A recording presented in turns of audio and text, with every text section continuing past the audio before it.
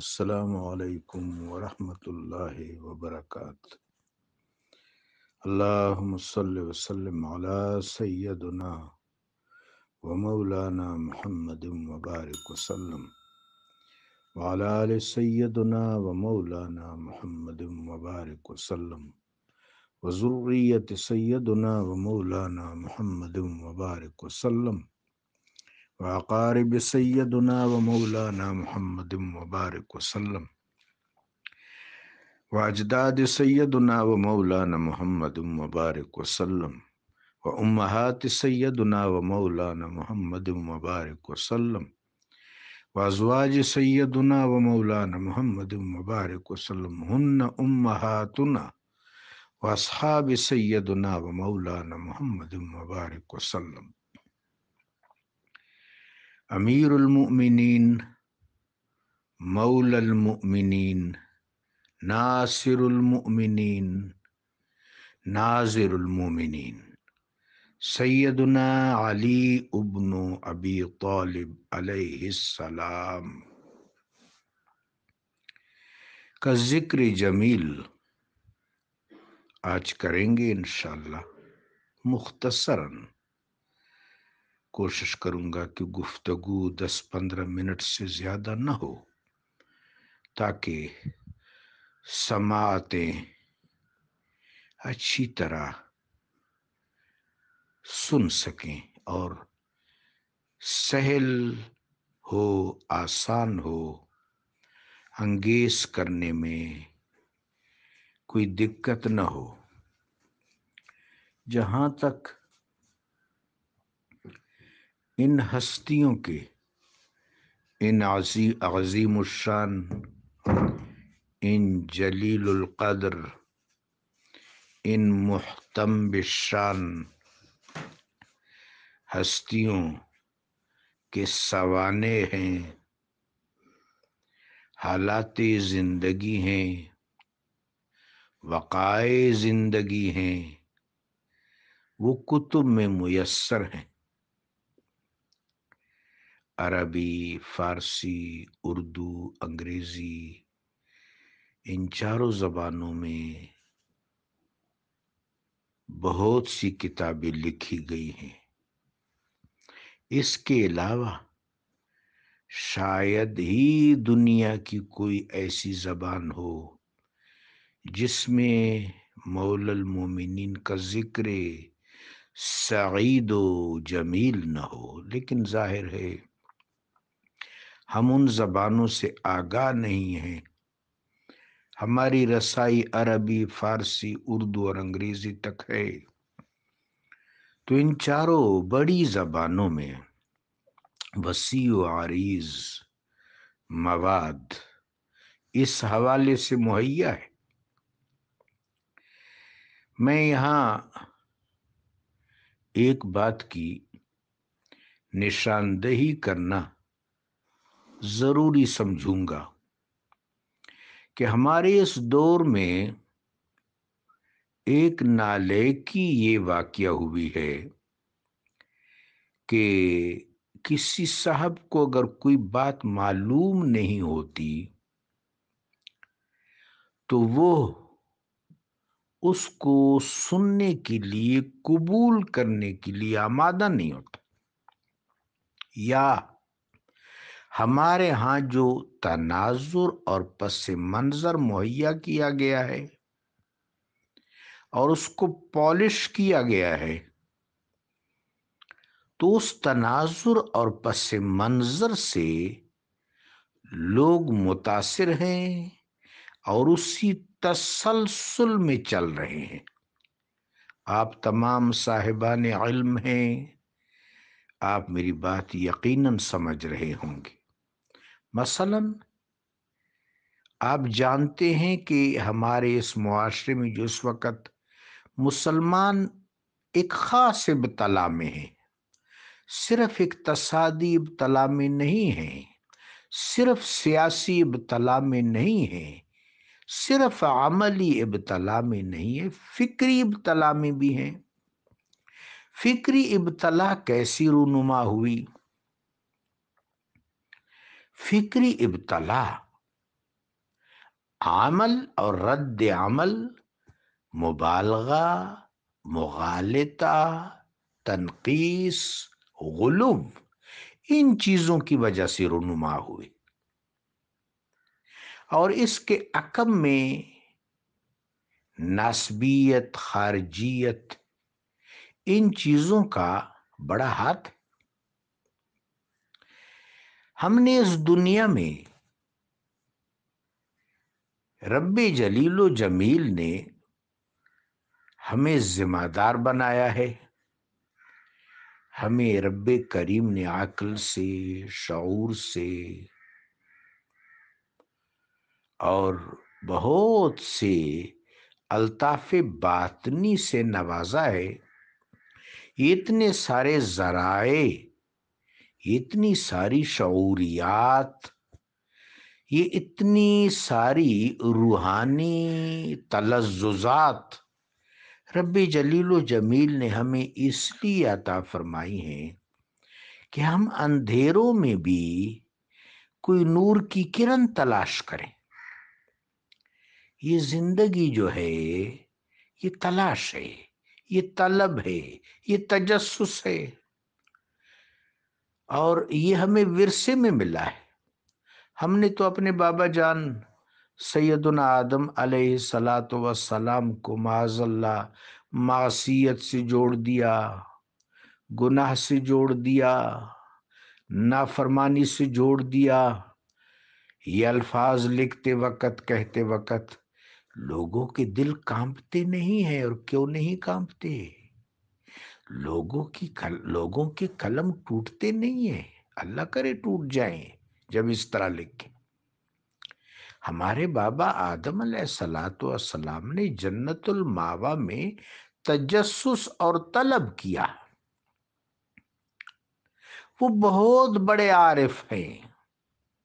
انہوں نے جس وقت وَعَلَّمَ آدَمَ الْأَسْمَاءَ كُلَّهَا، اسماء کے اسرار و رموز پر اور لطائف پر اور باریکیوں پر اور نزاکتوں پر اور لطافتوں پر گفتگو شروع کی، تو وہ ملائکہ علیہم السلام جو عالم بالا کے عجائبات دیکھتے ہیں، عرش کا طواف کرتے ہیں، ذکر و تسبیح و تحلیل و تحمید کرتے ہیں، تکوینی امور سر انجام دیتے ہیں، بیت المعمور کا طواف کرتے ہیں، کارکنان قضاء و قدر ہیں۔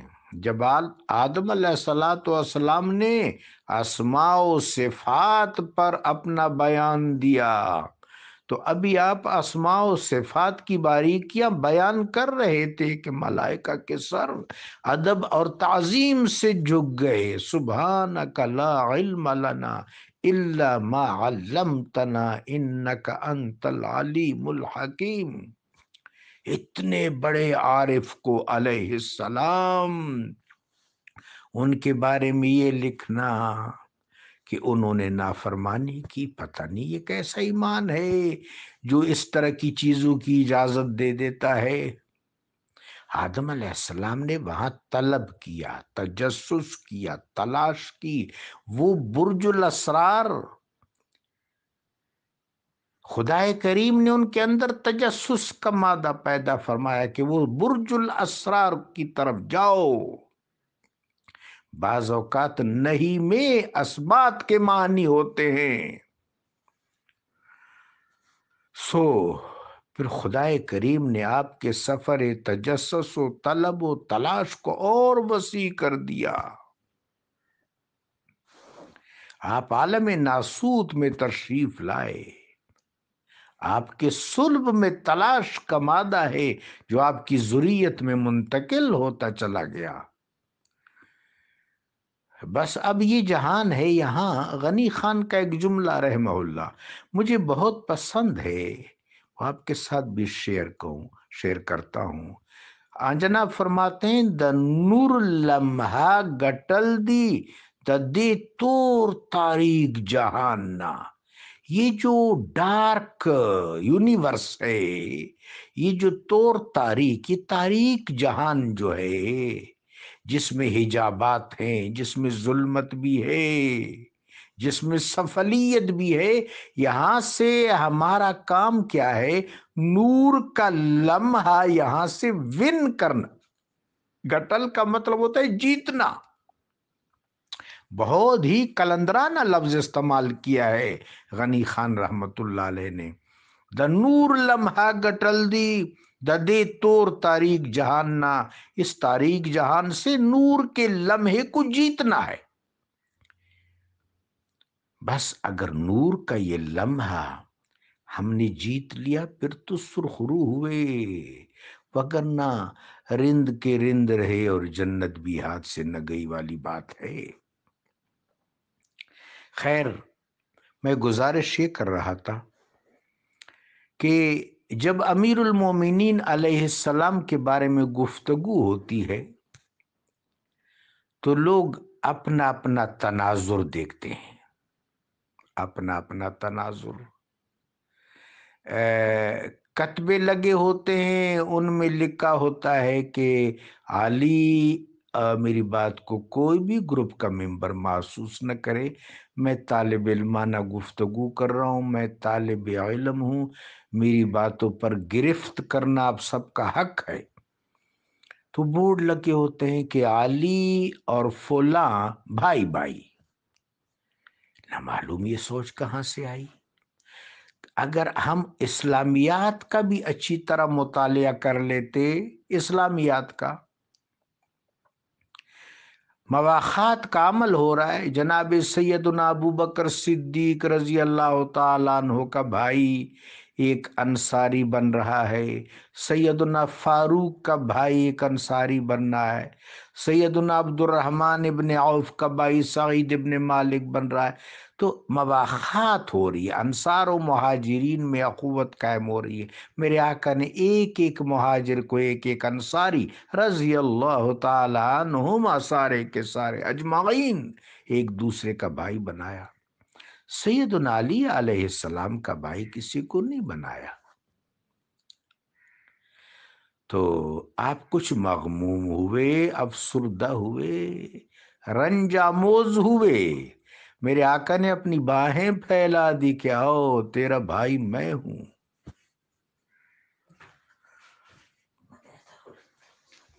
تیرا بھائی میں ہوں، یہ پڑھ لینا چاہیے تھا۔ اور پھر میں آپ کو اپنی طالب علمانہ زندگی کا ایک واقعہ سناؤں۔ یہ ہمارے عزیز مانک شاہ صاحب جو ایڈوکیٹ ہے، ان کے سوال کے تناظر میں گفتگو کر رہا ہوں۔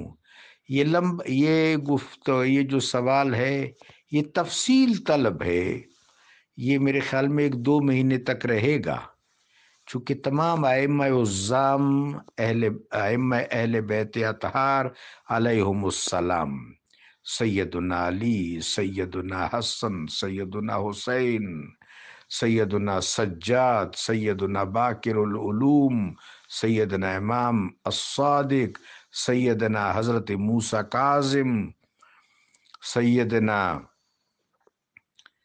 علی رضا علیہ السلام، سیدنا جواد، سیدنا ہادی، سیدنا عسکری، اور پھر سیدنا آخر الزمان علیہم السلام۔ تو ظاہر ہے یہ لمبا نصاب ہے۔ آج ویسے میں آپ سے 1-2 مزیدار باتیں کر رہا ہوں تو طالب علمانہ زندگی کا ایک واقعہ آپ کو سناتا ہوں۔ وہ پنجابی میں کہتے ہیں کہ 9.5 ہاتھ ہو گیا ہے، تو یہ بھی ایسا ہی مسئلہ تھا۔ 83 یا 84 کی بات ہے، مجھے اچھی طرح تو یاد نہیں ہے، انہی دنوں کی بات ہے، 83 یا 84، یعنی 1983 یا 1984۔ ایک صاحب ہے جو بڑے عالم ہیں، فوت ہو گئے، انڈیا کے رہنے والے تھے، سید ابو الحسن علی ندوی۔ یہ سلیمان ندوی صاحب مرحوم کے شاگرد ہیں، بڑے عالم ہیں، عربی پر بہت قدرت رکھتے تھے۔ شاہ فیصل صاحب جو سعودی عرب کے حکمران تھے، ان کے ساتھ ان کے اچھے تعلقات تھے، بڑے مشہور شخص تھے۔ پتہ چلا کہ انہوں نے امیر المومنین پر کتاب لکھی ہے، اور اس کتاب کا نام ہے المرتضیٰ۔ ٹائٹل بھی بڑا خوبصورت تھا۔ پتہ چلا تو خیر بہت مشکل سے وہ کتاب حاصل کی۔ المرتضیٰ کتاب اس نقطہ نظر سے میں نے منگوائی کہ ایک عالم نے لکھی ہے جو محقق ہے، عربی زبان پر قدرت رکھتا ہے، پھر سید ہے، لہذا سنیوں کی طرف سے یہ کتاب ایک بڑی کنٹریبیوشن ہوگی۔ اس نقطہ نظر سے میں نے وہ کتاب لی۔ جب اس کتاب کو پڑھنا شروع کیا، آپ کہیں لے لیں وہ کتاب، تو میری حیرت کی انتہا نہ رہی کہ اس ساری کتاب میں پہلے سے ایک اپروچ سلیکٹ کی گئی، اور اس اپروچ کو سرو کیا گیا، یعنی لکھنے والے نے امیر المومنین کے مناقب بیان نہیں کیے۔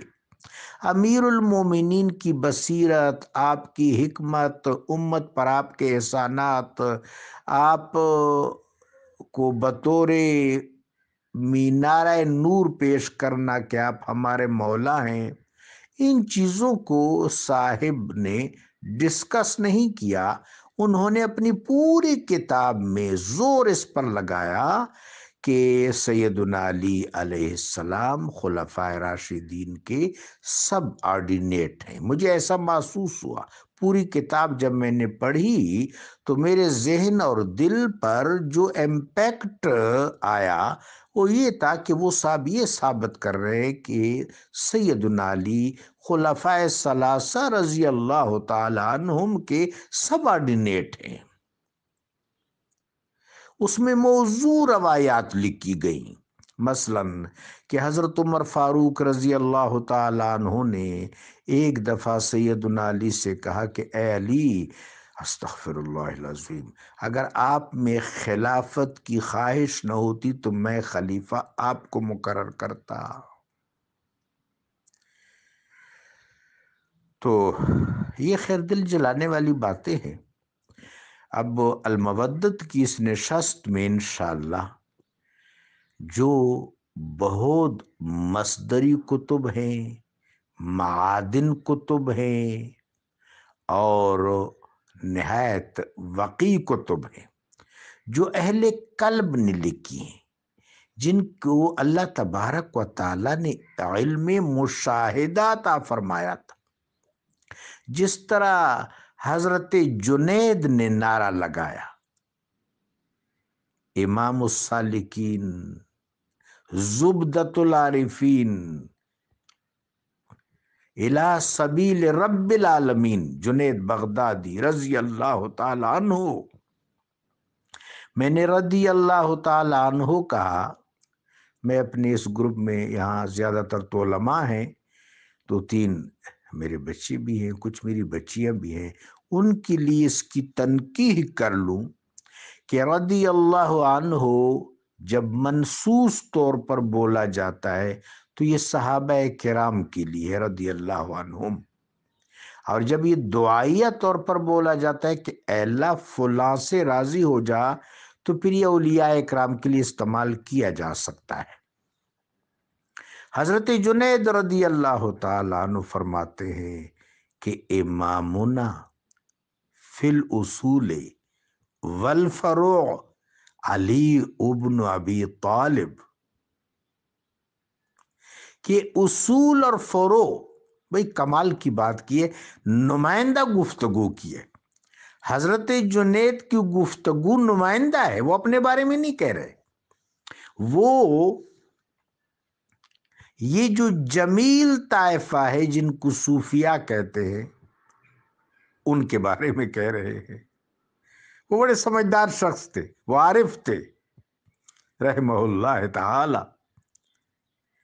تو وہ طائفہ عرفاء کے بارے میں کہتے ہیں کہ نحن معشر الصوفیاء، کہ یہ جو ہمارا مشرب تصوف ہے اس میں امامنا فی الاصول والفروع علی بن ابی طالب ہے۔ میں اس سے ذرا اونچا چلا جاتا ہوں، میں نے مستند کتاب میں اگر کسی میرے فرزند کو، میری بیٹی کو، اور یہ جو گروپ میں علماء اکرام ہیں کسی کو حوالہ درکار ہو تو میں وہ حوالہ فوٹو کر کے بھیج دوں گا واٹس ایپ پر۔ حج کا موقع تھا، میں آپ کو یہ بات باور کرا دوں کہ بحیثیت طالب علم میں سنی ہوئی بات آگے نہیں کرتا جب تک مجھ عاجز کی آنکھیں کسی مستند کتاب میں اس کو دیکھ نہ لیں۔ غلطی تو خیر انسان سے ہوتی رہتی ہے۔ یہ واقعہ حج کا ہے۔ حضرت ممشاد دینوری رحمت اللہ علیہ جو صوفی بزرگ ہیں، اہل سنت والجماعت سے ہیں، انہوں نے لکھا ہے کہ حج کے دن تھے، حضرت خلیفۃ المسلمین فاروق رضی اللہ تعالی عنہ تشریف فرماتے۔ آپ نے ایک شخص کو دیکھا کہ وہ آ رہا ہے اور اس کا منہ سوجھا ہوا ہے۔ وہ قریب آیا تو آپ نے پوچھا، اس نے کہا جناب میں آپ کے پاس نالش لے کر آیا ہوں، مجھے انصاف دلائیے، مجھے علی بن ابی طالب علیہ السلام نے تمانچہ مارا ہے۔ حضرت فاروق اٹھے، اس کو ساتھ لے کے امیر المومنین جہاں نشست فرماتے وہاں تشریف لے گئے، سلام کیا۔ حضرت فاروق امیر المومنین کو بائی نیم نہیں پکارتے تھے، کچھ لوگ امیر المومنین کو ابا الحسن کہتے تھے۔ ایک نادم شخص کے بارے میں آتا ہے کہ حارث نامی کوئی اصحاب علی میں سے شام گیا تو اس کو پتہ چلا، اس نے بلایا اور کہا کہ مناقب بیان کرو۔ میں نے تاریخ کے طالب علم کی حیثیت سے ایک بات دیکھی ہے کہ جس شخص نے بھی امیر المومنین کی مخالفت کی آخر میں اس کا نصیب ندامت رہا یا حسرت رہا، اس کا اختتام اس طرح ہوا آخر میں۔ یہ آپ دیکھ لیں، تاریخ کو ٹٹول لیں، کرتاس اور صفوں کو دیکھ لیں، کرتاس اور صفوں کو دیکھ لیں، آخر میں جس سراب پر وہ لوٹتا ہے وہاں اس کا سامنا اور متقابلہ یا تو حسرت سے ہوتا ہے یا ندامت سے ہوتا ہے یا پھر خجالت سے ہوتا ہے۔ تو خیر بار بار کہنے پر ان صاحب نے جو اصحاب علی میں سے تھے آپ کے مناقب بیان کیے۔ پھر وہ قادر الکلام تھے، امیر المومنین کے تلامذہ میں سے تھے، تو کیا رنگ بکھیرے ہوں گے۔ تو یہ جو نادم صاحب تھے یہ رونے لگے اور اس نے کہا کہ بلا شبہ ابا الحسن ایسے ہی تھے، ابا الحسن۔ لیکن سیدنا فاروق امیر المومنین کو کنیت سے نہیں پکارتے تھے، بائی نیم نہیں پکارتے تھے۔ یہ جہاں جہاں ان کے حوالے سے ہماری کتابوں میں لکھا ہے یہ لوگوں کی اپنی اختراع ہے۔ سیدنا فاروق آپ کو مولا کہہ کے پکارتے تھے، یا مولائی یا مولائی لولا علی۔ وہ جب باقیوں سے بات کرتے تھے غائب میں، لولا علی لہلک عمر، ویسے براہ راست جب پکارتے تھے یا مولائی تو الغرض انہوں نے کہا یا مولائی، یہ صاحب نالش لے کر آئے ہیں۔ تو سیدنا علی نے فرمایا کہ میں نے اس شخص کو دیکھا اور میں نے محسوس کیا کہ یہ اسلام کے ناموس پر بری نظر ڈال رہا ہے۔ توجہ طلب بات ہے۔ ہمارے معاشرے میں خواتین کی طرف جو ایٹیچیوڈ ہے اس کو ریکٹیفائی کرنا بہت ضروری ہے۔ امیر المومنین کے الفاظ ملاحظہ ہوں، مجھے احساس ہوا کہ اسلام کے ناموس پر بری نظر ڈال رہا ہے۔ خواتین کو امیر المومنین ناموس سے اسلام کہہ رہے ہیں۔ اے پردے ناموس ماں، حکیم الامت اقبال۔ میں نے محسوس کیا کہ یہ مسلمانوں کی ناموس پر بری نظر ڈال رہا ہے، سو میں نے اس کو تھپڑ مارا۔ پھر جب ید اللہ کا تھپڑ ہو تو وہ کیسا ہوگا؟ اب یہ بات سن کے حضرت فاروق رضی اللہ تعالیٰ عنہ اس آدمی کی طرف مڑے، مضروب کی طرف، اور ایک جملہ کہا۔ یہ جملہ تاریخ کی پیشانی پر نقش ہے۔ میں آج کی گفتگو امیر المومنین پر ہماری گفتگو پھر چلتی رہے گی۔ ایڈوکیٹ صاحب آپ مجھے توجہ دلاتے رہیں، باقی ہستیوں پر بھی گفتگو چلے گی۔ یہ اب آپ کا سلسلہ چلتا رہے گا، یہ دراز ہوگا۔ اللہ اکبر، اللہ اکبر۔ کوئی زبان ایسی ہے ہی نہیں نا جو ان ہستیوں کے مناقب بیان کرے۔ میں تو کسی کام کا نہیں، میں تو طالب علم کے درجے پر نہیں ہوں۔ یہاں پر تو بڑے بڑے علماء جو ہیں وہ بھی کہتے ہیں کہ یہاں زبان نہیں، یہاں احساس، اور احساس بھی نورانی ہو، اس نورانی احساس سے کلام کرنا چاہیے۔ تو حضرت فاروق نے ایک جملہ ارشاد فرمایا کہ رأیتک عین اللہ ولطمک ید اللہ، تجھے اللہ کی آنکھ نے دیکھا اور اللہ کے ہاتھ نے مارا۔ اب میرے پاس کیا لینے آیا ہے؟ یہ آدھا گھنٹہ ہو چلا ہے، انشاءاللہ اگلی نشست پھر کل ہوگی۔ آج آپ اس کو سن لیں۔ جزاکم اللہ۔